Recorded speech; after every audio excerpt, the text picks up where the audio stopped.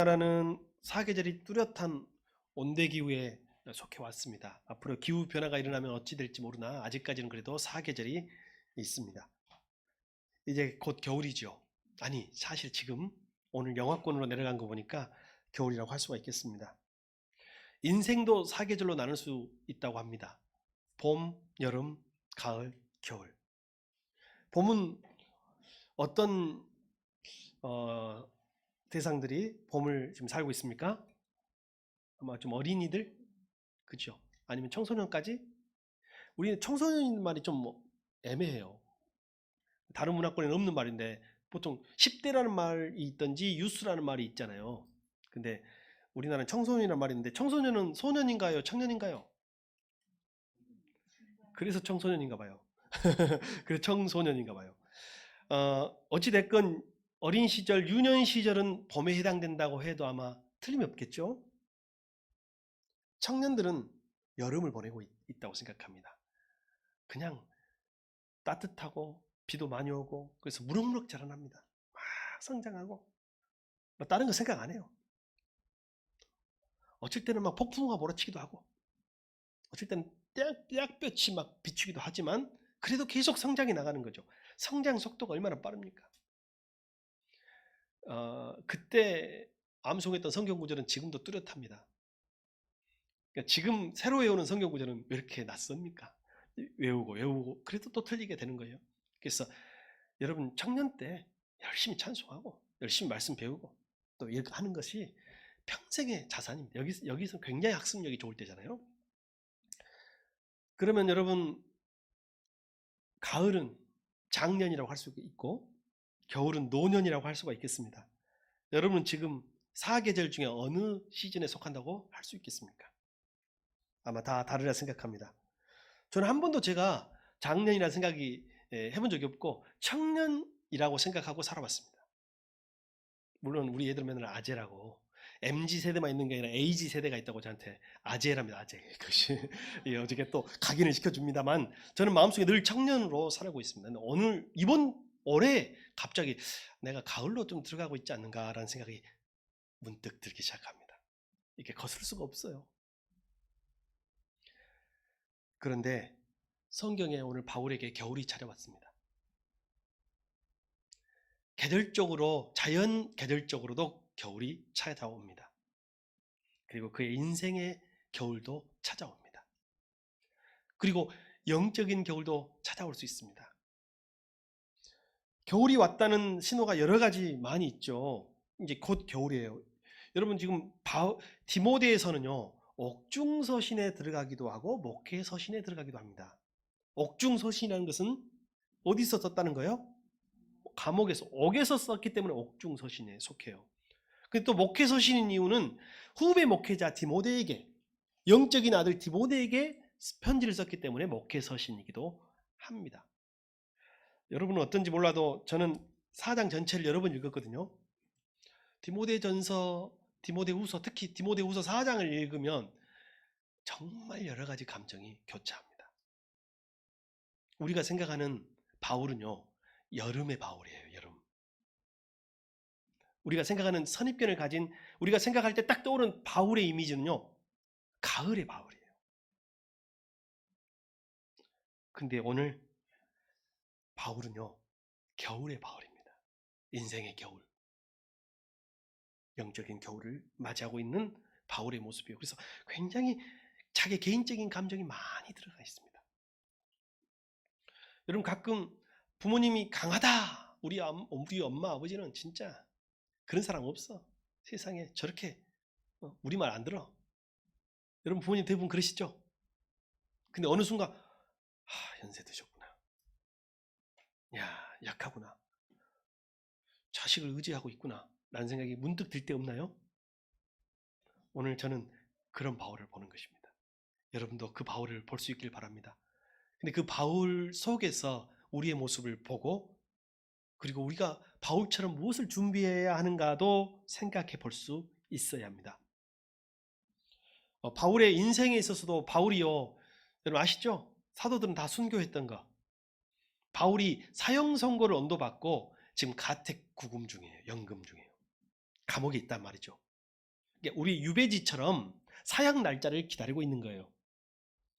아마 사람들은 개인적으로 허가받고 드나들 수 있었던 것 같아요. 그래서 오가면서 만나고 예배도 드리고 말씀도 배우고 기도도 받고 상담도 받고 했겠지만 바울은 그곳을 벗어날 수 없는 상태에 있었습니다. 그러면 그의 인생의 나이를 우리가 떠나서 그의 인생이 곧 죽음을 앞두고 있다. 그리고 계절적으로도 겨울을 앞두고 있다 할 수가 있겠습니다. 근데 여러분 아시죠? 사람들이 나를 떠날 때가 있어요. 언제 나를 떠나냐면 돈 있을 때는 사람들이 나를 떠나요, 안 떠나요? 탕자의 비유를 보면 잘 알잖아요. 돈 있을 때는요, 사람들이 안 떠납니다. 내가 밥 사고, 내가 차도 사고, 내가 돈도 내고, 그러면 술값 내고, 그러면 사람들이 옆에 있어요. 근데 언제 사람들이 떠나냐면요, 내가 겨울을 맞이하면 그때 사람들이 떠납니다. 오늘 바울 또한 그랬습니다. 예수님이 십자가를 지시게 되자 수많은 무리가 떠났고, 심지어는 제자들마저도 흔들렸고, 예수님은 십자가에서 외로우셨잖아요. 오늘 바울도 그래요. 사형 선고가 언도받고 이제 곧 사형 일자가 가까울수록 그 주위에 사람들이 조금씩 떠나고 있는 모습을 보여줍니다. 얼마나 외로울까. 그래서 오늘 바울은 외로운 바울이에요. 고투하고 있어요. 그러니까 여러분, 하나님의 일을 한다고 해서 항상 사람들이 나를 다 좋아하고 인정해 주는 게 아니에요. 하나님의 일을 하면 겨울이 있어요. 십자가도 있고. 혹시 말씀 한번 보여주시겠습니까? 디모데후서 4장 9절과 10절. 예, 제가 오늘 설교적 말씀 해놨거든요. 자, 한번 읽어주십시오. 시작. 데마는 이 세상을 사랑해서 나를 버리고 데살로니가로 가고 그레스게는 갈라디아로 가고 디도는 달마디아로 갔습니다. 외로워요. 먼저 한번 띄워주십시오. 그냥 놔둬 보세요. 그래서 디모데를 빨리 오라고 부르고 있어요. 그대는 속히 나에게로 오시오. 몸은 늙고 병들고 누군가 나를 보살펴주고 또 옥바라지를 해주잖아요. 같이 이렇게 또 동행도 해주고. 근데 가장 힘든 게 뭐냐면 내가 신뢰했던 사람들, 내가 기대했던 사람들, 내가 믿었던 사람들이 떠날 때 힘든 거예요. 데마가 떠났습니다. 데마만큼은 그 이유를 분명하게 밝히고 있습니다. 왜 갔다고요? 세상을 사랑해서 갔어요. 저 말을 참 의미심장합니다. 다 알 수는 없지만 세상을 떠나서 갔다는 것은 따순 밥을 먹고 싶어서 갔을까요? 등 따순 잠자리가 필요해서 갔을까요? 고난이 없는 곳으로 갔을까요? 어차피 사형당하실 스승님 옆에 있으면 자기도 불똥이 튈 것 같으니까 평안한 삶을 찾아서 떠났을까요? 보고 싶은 부모 형제를 찾아 떠났을까요? 아니면 말 그대로 세상에 유흥이 내 마음대로 살고 내 마음대로 먹고 내 마음대로 사는 것이 좋아서 그것을 찾아서 갔을까요? 일단 데마는 이 세상을 사랑해서 바울을 버리고 갔다라고 말하고 있어요. 바울의 심정이 어쩔까요? 아마 앞에 이름이 나온 거 보니까 굉장히 믿었던 사람인 것 같습니다. 믿었던 사람. 그리고 그 이유는 나오지 않지만 그레스게, 디도도 언급됩니다. 물론 이분들은 어떤 이유로 떠났는지 우리가 모르지만 떠난 것은 틀림이 없어요. 물론 좋은 일로 사역을 위해서, 미래를 위해서, 선교를 위해서 갔을 수도 있겠죠. 그러나 특별히 이유가 기록되지 않은 거 보니 일단 바울이 저들도 없으니 하면서 굉장히 외로움을 표현하고 있는 것 같다. 그리고 또 그래서 디모데 너가 빨리 와주기를 바란다라고 말하고 있어요. 여기 그대는 속히 나에게로 오시오. 이 말은요, 우리는 어떻게 들어야 되냐면요, 우리 주님이 우리에게 지금 하고 있는 음성으로 들어야 돼요. 그대는 속히 오시오를 그대는 그대의 자기 이름을 한번 넣어가지고 한번 해봅시다. 그대 누구는, 그대 아무개는, 아무개 집사는 자기 이름을 부르면서 구절 한번 읽어봅시다. 시작. 그대 이 영록은 속히 나에게로 오십시오. 이렇게 주님이 오늘 말씀하고 있다는 것을 알아야 돼요. 인생의 겨울은 많은 것들을 생각하게 하는데 오늘 사도 바울의 많은 것들을 생각하게 합니다. 그리고 그는 이제 죽음을 준비하고 있는 것 같습니다. 자, 그리고 또 하나 성경 말씀 한번 찾아보겠습니다. 11절 한번 읽어볼까요? 11절 시작.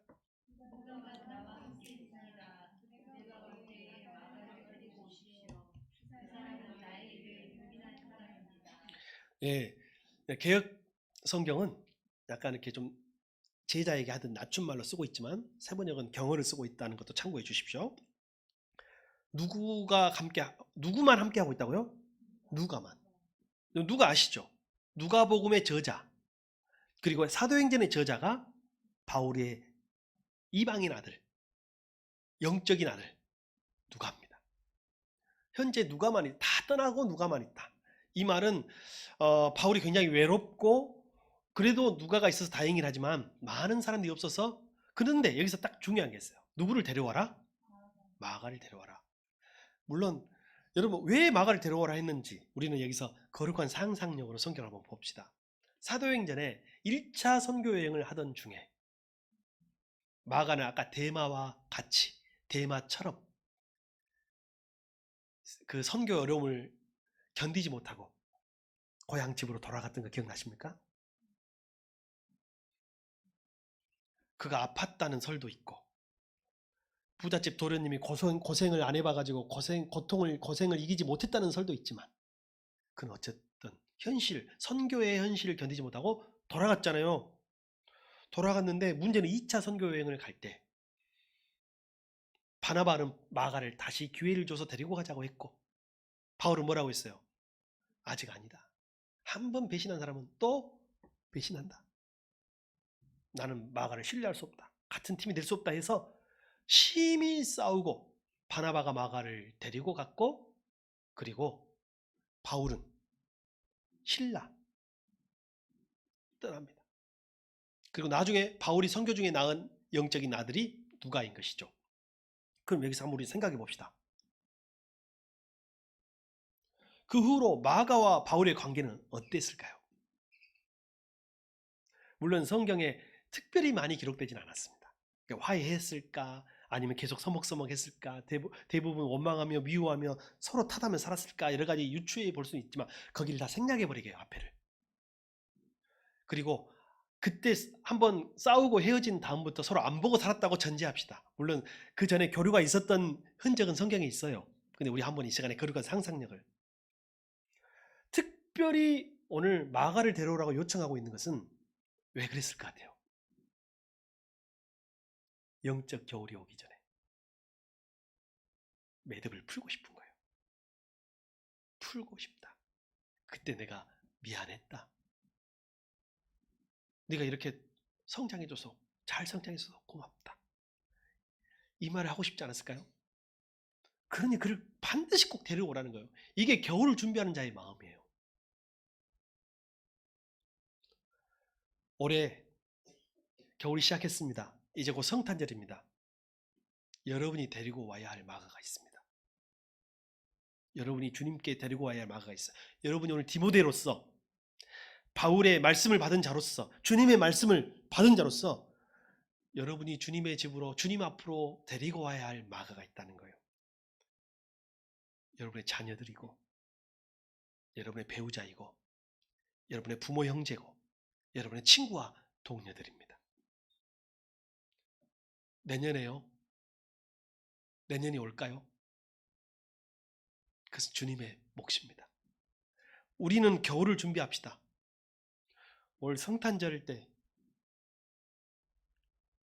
사랑하는 가족들이 주님 앞에 나올 수 있는 기회가 있기를 바랍니다. 그리고 올해가 가기 전에 이곳에서 같이 예배하는 은혜와 축복이 여러분에게 있길 바랍니다. 디모데 여러분, 여러분의 마가는 어디에 있습니까? 올해 겨울이 오기 전에 같이 오시기 바랍니다. 인생이 오기 전에 영혼을 구원해야 됩니다. 삶의 겨울이 오기 전에, 생애의 겨울이 오기 전에 어찌 보면 나에게는 마지막 겨울일 수도 있어요. 지금 바울에게는 이 겨울이 마지막일 수 있다는 생각을 해요. 저희 어머니가 지금은 고향 저희 이모님 댁에 가 계시는데요. 이제 곧 12월 달 되면 또 모시러 가야 합니다. 제가 참 이해할 수 없는 게 이제 제가 모시고 오거든요. 갈 때는 너무 반가워요. 참 나이 먹어서 형제들이 있는 게 참 좋더라고요. 특히 여성분들은 참 좋은 것 같아요.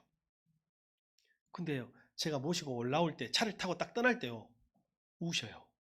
큰 이모가 우셔. 큰 이모 90살. 제가 갔더니 얼마 전에 갔는데 애기 아가 키우듯이 우리 어머니를 키우고 있어요. 우리 엄마 85세. 먹어 먹어 먹어. 그러니까 우리 엄마 살이 이렇게 쪄가지고 엄마 살 너무 쪘네. 좀 빼시오. 내가 그렇게 말했습니다. 근데 거기서 그 마음으로 서로를 돌보고 있는데 이제 제가 모시고 오잖아요. 가야 할 줄 알아 서로.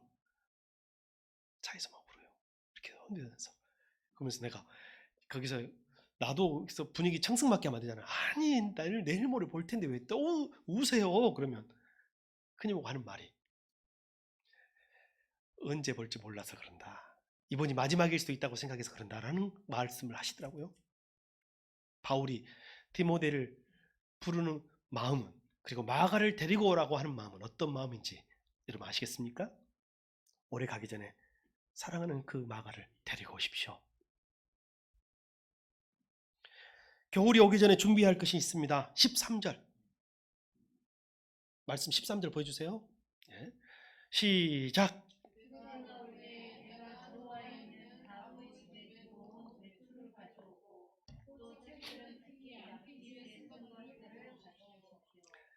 이게 왜 개인적인 내용들이 들어있어서 더 친숙한 내용이에요. 요즘 같으면 카톡으로 보낼 텐데 올 때 외톨 가지고 와 이렇게 할 텐데 그때는 서신을 썼을 거 아니에요. 네, 겨울을 나기 위한 외투가 필요했나 봐요. 여러분 아무리 가택연금이라도 그 감옥이 추울까요 안 추울까요 겨울에? 따뜻하지 않겠죠. 뼛속까지 살을 파고드는 추위가 몇 해를 거기서 났는데 이제 겨울이 오니까 추위 준비를 하는 거예요. 인간적인 준비를 월동 준비합니다.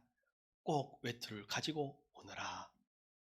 그러니까 일찍 와야 될 이유가 죽기 전에 오라는 말도 있지만 추위가 오기 전에 오라는 말도 되겠습니다. 더군다나 지중해 쪽은요 당시에 겨울에는요 배가 못 다녔어요. 추워가지고. 그러니까 이제 겨울 지나면 봄에 와야 되니까 겨울 전에 오라는 간절함이 포함되어 있습니다. 겉옷을 가지고 오너라. 추운 겨울 날 겉옷을 가지고 오너라 라고 말하고 있는 거예요. 그래서 교회도 월동 준비해야 합니다. 여러분 다 집에 월동 준비 하시죠? 뭐 하나요? 김장. 김장도 월동 준비해요. 그리고 뭐 아파트마다 다 다르고 집마다 다르지만 요즘에는 뭘 월동 준비 어떻게 해요? 뭐 뾱뾱이 같은 거 창문에 바르고 이렇게 하지 않습니까? 보통 아파트는 월동 준비 안 하는 경우가 많아요. 관리비로 다 해결하는 경우가 많은데 저는 교회에 월동 준비를 합니다. 여러분 모르시지만 눈비도 준비했습니다. 밖에 햇빛 가렸던 어닝도요 3분의 1만 펼쳤습니다. 햇볕이 들어와야 되고 눈이 오면 무너지니까 눈을 이길 수 있는 정도만 어닝을 펼쳐놓고 해외에 나갔다 왔습니다. 예, 월동 준비. 교회도 많이 집도 가정도 김장 많이 하잖아요. 월동 준비하는데 교회의 월동 준비가 뭔지 아세요? 성탄절 준비입니다. 다음 주부터 대림절 첫 주가 시작됩니다. 성탄을 준비한 절기라고 할 수 있어요. 성탄과 종말 두 가지, 항상 교회의 절기는 두 가지 중의적인 의미가 있어요. 대림절은요 첫 번째는 성탄절을 준비하는 기간이고 두 번째는 재림을 준비하는 기간이에요. 그래서 두 가지 겨울이 있다고 했잖아요. 자연의 겨울이 있는 반면 인생의 겨울이 있다는 거예요. 역사의 겨울도 있습니다. 그래서 우리는 그것을 준비해야 됩니다. 겨울옷을 준비하십시오. 고난을 이길 겨울옷을 준비하십시오. 마귀의 이 추위로 공격하는, 그래서 우리를 꽁꽁 얼게 하고 주님을 위해 도저히 일할 수 없도록 우리를 얼어붙게 만드는 세상의 공격을 대비하고 준비하시길 바랍니다. 근데 바울이 하나 더 요청한 것이 있어요. 참 저렇게 세 번역은 표현을 해놔서 너무 감사하네요. 양피지에 쓴 책을 갖고 오라는 거예요. 개역 개정에는 가죽 종이에 쓴 책이라고 했거든요. 제 양피지입니다. 양피지 하나에 여러분 집 한 채 값이에요. 집 몇 채 값도 돼요. 그러니까 옛날에는 성경을 읽는다는 건 어마어마한 특권인 거예요. 돈이 있어야 성경을 읽어요. 그래서 공동체에게 항상 낭송을 해줬어요. 자, 성경을 갖고 오라는 거예요. 성경을 왜 갖고 오라 했을까요? 마지막으로 말씀으로 무장하고, 그리고 디모데에게 말씀을 증거하고, 누가에게도 말씀을 가르쳐주고, 마가에게도 말씀을 가르쳐주고, 다음 세대에게 말씀을 가르쳐주고, 다른 영혼들에게 말씀을 가르쳐주기 위해서 마지막 영적 겨울 준비, 육적으로는 계절적으로는 외투를 준비하지만 영적 겨울은 말씀의 외투를 입어야 한다는 거예요. 그것을 준비했습니다. 말씀의 외투를 준비하십시오. 겨울 오기 전에 준비하십시오. 마지막 성경 말씀 한번 보겠습니다. 4장 21절 혹시 있죠? 없습니까? 아이고, 그럼 제가 개역 개정으로 한번 읽어드릴게요. 있네요. 21절.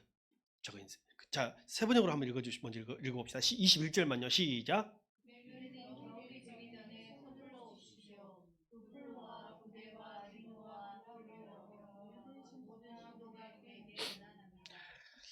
저 번역을 모든 신도라는 말이요, 원어에는 모든 형제예요. 왜냐하면 성경은 다 가족으로 기록했거든요.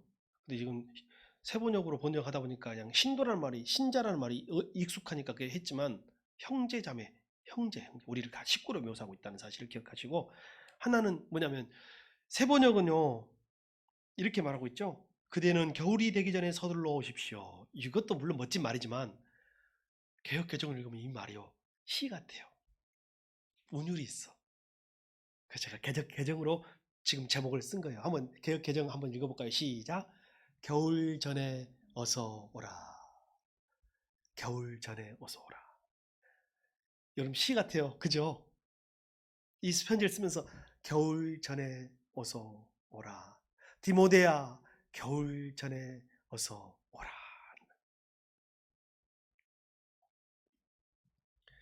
이제 성탄을 준비합시다. 근데 아휴, 또 뭐 해야 되냐? 그런 마음이 아니라, 왜냐하면 이게 일이 되면 그런 마음이 들 수밖에 없거든요. 목사들은 또 그런 마음이 먼저 들어요. 또 이번에 어떻게 성탄절을 어떻게 한번, 그게 아니라 주님 앞에 주님이 원하시는 외투와 말씀을 가지고 한 영혼을 살리고, 그리고 그 성탄의 의미를 되새기고 주님 오시는 재림의 의미를 되새길 수 있는 성탄을 준비합시다. 그리고 다음 주부터 대림절로 들어갑시다. 마가 같은 한 영혼을 주님 앞으로 인도합시다. 그리고 이제 세상이 아닌, 대마처럼 세상이 아닌 주님 앞으로 나아오는 저와 여러분이 되기를 축복합니다. 기도하겠습니다.